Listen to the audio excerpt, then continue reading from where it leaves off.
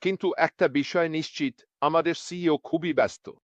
এবং ক্রিস বলছিলেন যে তিনি সত্যিই এখন এক মিটিং থেকে আরেক মিটিংয়ে লাফিয়ে বেড়াচ্ছেন। তাই এটা মাথায় রেখে তিনি বলেছিলেন যে এই সপ্তাহের বাকি সময়ে কিছু হবে বলে তিনি সন্দেহ করছেন। এবং বর্তমানে তার জীবনে যা কিছু চলছে, বিশেষ করে মিটিংয়ের দিক থেকে, তার জন্য এখন কিছু নির্ধারণ করাও তার পক্ষে খুব কঠিন।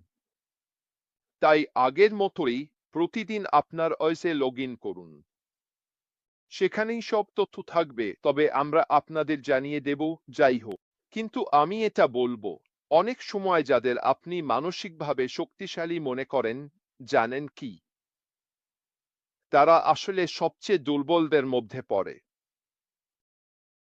অনেকেই বাইরে থেকে মানসিকভাবে শক্তিশালী দেখানোর চেষ্টা করে, কিন্তু আসলে ভেতরে ভেতরে তারা ভেঙে পড়ছে। আমার মতে এটা পুরোপুরি সেই দক্ষতার অংশ যেখানে আপনি সচেতন থাকেন, চিনতে পারেন এবং সাহায্য করতে পারেন যখন আপনার মনে হয় বা অনুভব করেন যে অন্য কারো সঙ্গে কিছু ঠিকঠাক চলছে না। মানসিকভাবে শক্তিশালী হতে হলে কিছু নির্দিষ্ট দিক থাকতে হয়। এর মধ্যে একটি অবশ্যই হলো স্থিতিস্থাপকতা, অর্থাৎ কঠিন অভিজ্ঞতা থেকে আবার উঠে দাঁড়ানোর ক্ষমতা। আপনার ভেতরে যদি সেই স্থিতিস্থাপকতা থাকে, তাহলে যেমন আশমুফারে গতকাল টেক্সটে বলেছিলেন, যদি মনে থাকে উনি কি বলেছিলেন। তিনি বলেছিলেন, আমাকে ব্যাপারটা বলতে দাও।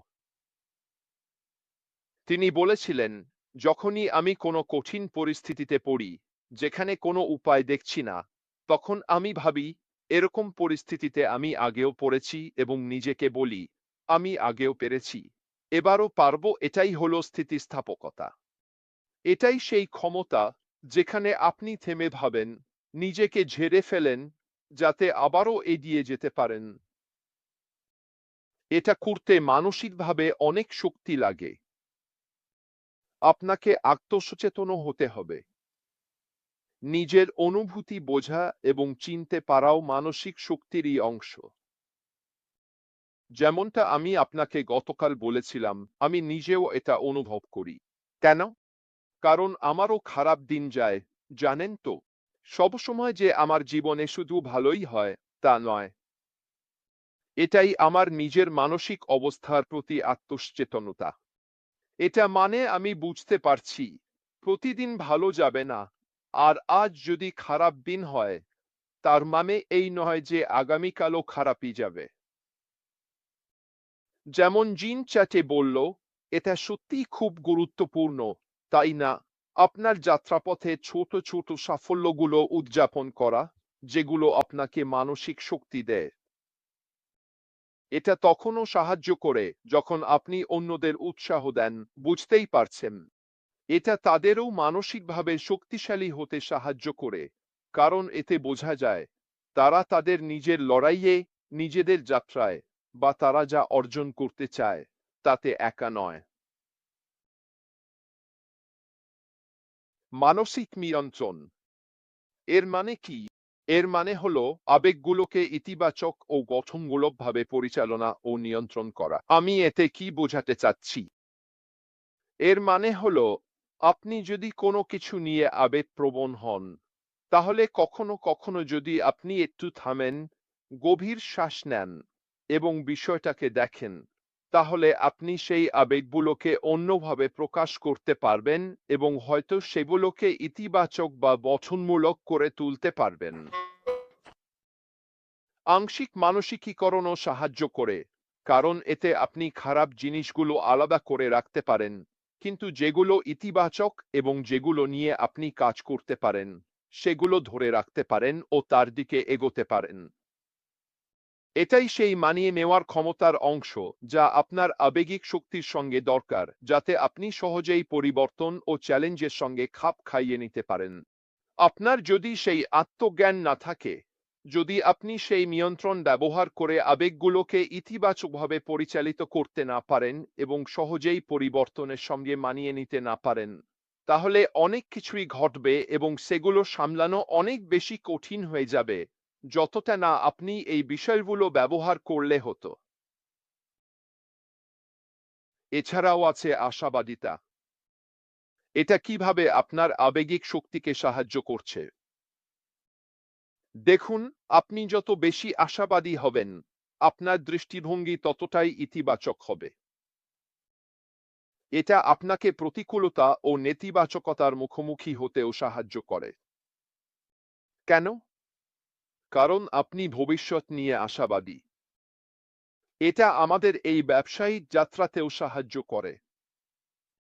নিশ্চিতভাবেই আশাবাদিতা, বিশ্বাস এবং পরবর্তী ধাপে কি হতে চলেছে সেই আস্থার কারণে আমাদের আবেগিক শক্তি বাড়ে। এটা আমাদের সামগ্রিক আবেগিক শক্তি ও বাইরের প্রভাব থেকে আসা স্থিতিস্থাপকতাকে আরও বাড়িয়ে তোলে। আমি যেমন বলেছিলাম, আবেগিক শক্তি খুবই ব্যক্তিগত বিষয়। এটা জীবনের সঙ্গে যেমন জড়িত, তেমনি ব্যবসার সঙ্গেও গভীরভাবে সম্পর্কিত। আর ব্যবসায় সফল হতে হলে অবশ্যই আপনাকে একটু কঠিন চালাক হতে হবে। কারণ এই আবেগিক শক্তি আপনাকে নেতিবাচকতা, প্রতিকূলতা, ব্যর্থতা এসব সহজেই ঝেড়ে ফেলার ক্ষমতা দেয়।